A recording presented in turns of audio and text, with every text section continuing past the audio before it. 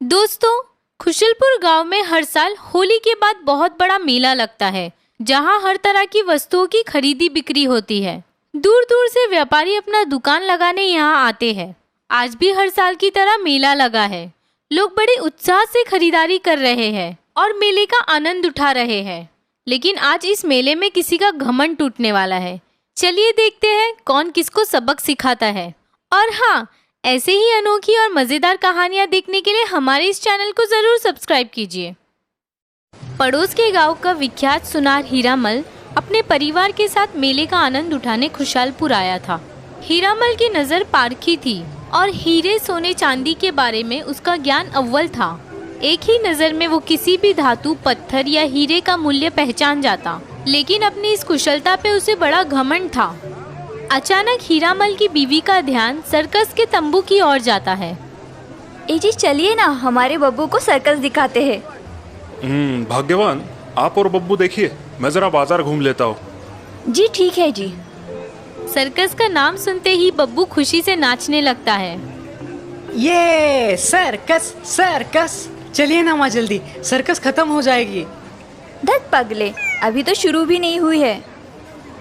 Hiramal ticket निकाल के बीवी और बेटे को सर्कस के तंबू में बिठाता है और खुद मेले में सैर सपाटा करने निकलता है। घूमते घूमते हीरामल एक कांच की चीजों के ठेले पे आता है, जहाँ काफी सारी कांच की वस्तुएं रखी हैं। जेवर, खिलौने, शीशे, आकर्षक बर्तन इत्यादि। हीरामल की नजर एक चमचमाते कांच के टुकड़े पर जाती है, जिसका आकार और चमक कुछ अलग ही है। ओह, ये तो बड़ी अनोखी चीज लग रही है। क्या दिखाओ सेठ? खिलौने, बर्तन, माला? वो कांच का टुकड़ा दिखाना। हीरामल उस चमचमाते कांच के टुकड़े को बारीकी से देखता है और समझ जाता है कि वो एक मूल्यवान हीरा है। बस थोड़े तराशने की जरूरत है। अरे भाई, ये कैसी सामान्य चीजें रखी है बेचने? कुछ अनोखी वस्तुएं रखते। जी सेठ जी, अगली बार जरूर कोशिश करूंगा। अभी आपको कुछ पसंद आया है? वैसे तो कुछ खास नहीं दिख रहा। ये कांच का टुकड़ा ठीक ठाक लग रहा है। दीवान खाने में मेज पे रखूं तो थोड़ी शोभा बढ़ा देगा। बाकी तो कुछ काम का नहीं है। क्या कीमत है इसकी? जी ज्यादा नहीं, बस 20 रुपए।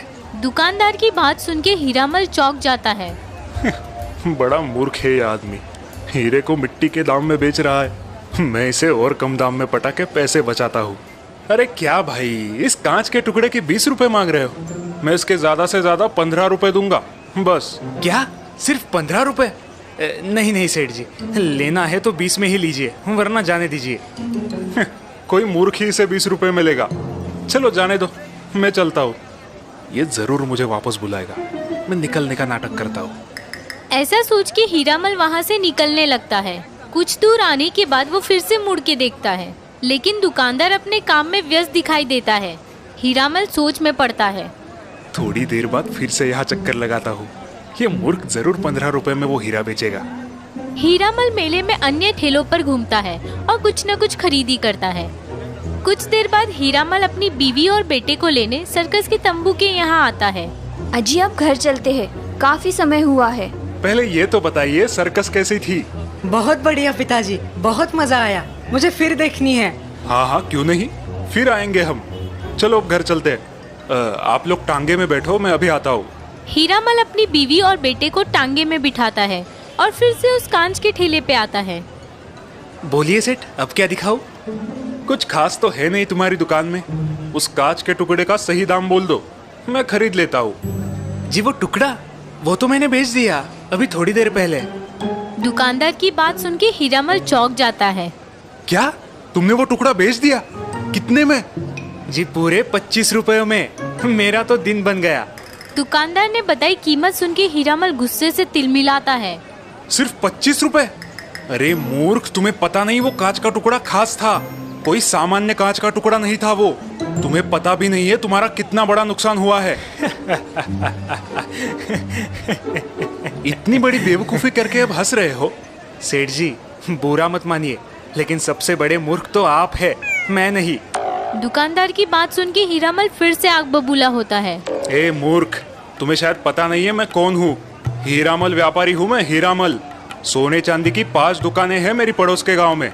सोने, चांदी और हीरे की परख करने में मेरा हाथ कोई नहीं पकड़ सकता। एक ही नजर में भांप लेता हूँ वस्तु का मोल। खुद मूर्खता की है और मुझे मूर्ख कह रहा है। तुम्हें पता भी है उस कांच के टुकड़े की असली कीमत क्या थी? हीरामल को इतना गुस्सा हुआ देख दुकानदार अचरज में पड़ता है। क्या थी? अरे 1 लाख का टुकड़ा था वो, 1 लाख का, और तूने मिट्टी के भाव में बेच दिया। तेरे जैसा मूर्ख इस दुनिया में कोई नहीं है। हीरामल की बात सुन के दुकानदार थोड़ा सा सोच में पड़ता है और फिर मुस्कुराते हुए कहता है, सेठ जी माना कि मैं मूर्ख हूँ, लेकिन दुनिया के सबसे बड़े मूर्ख तो आप ही है, महामूर्ख। दुकानदार की बात सुन के हीरामल फिर से आग बबूला होता है। क्या कहा? तुम्हारी इतनी हिम्मत? मुझे महामूर्ख कहते हो? और नहीं तो क्या, मैंने तो वो टुकड़ा 25 रुपए में बेचा और कुछ तो मुनाफा कमाया, लेकिन आपने सिर्फ 5 रुपए के मुनाफे के लिए 1 लाख का हीरा हाथ से गवा दिया, वो भी उसका असली मूल्य जानते हुए। तो अब आप ही बताइए, महामूर्ख मैं हूँ या आप? दुकानदार की बात सुन के हीरामल को अपनी मूर्खता का एहसास होता है और वो निराश होकर वहाँ से चुपचाप चला जाता है। ये सही कह रहा है, मैं ही महामूर्ख हूँ।